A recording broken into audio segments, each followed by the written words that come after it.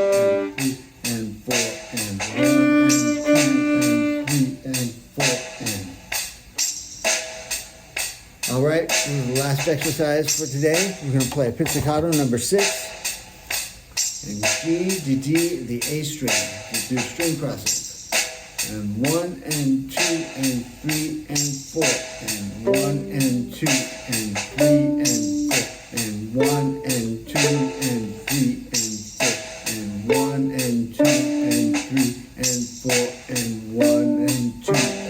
3 and 4 and 1 and 2 and 3 and 4 and 1 and 2 and 3 and 4 and 1 and 2 and 3 and 4 and 1 and 2 and 3 and 4 and now try number 6 with the bow. Get your bow hold going. So 1 and 2 and 3 and 4 and 1 and 2 and 3 and 4 and 1 and 2 and 3 and 4 and 1 and 2 and 3 and 4 and 1 and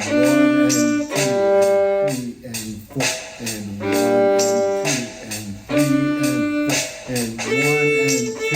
and 3 and 4 and 1 and 2 and 3 and 4 and 1 and 2 and 3 and 4 and 1 and 2 and 3 and 4 and 1 and 2 and 4 and well, that's it for today. Tomorrow we're going to do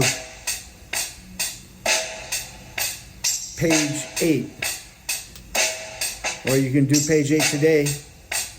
Just go to the next video. Thank you.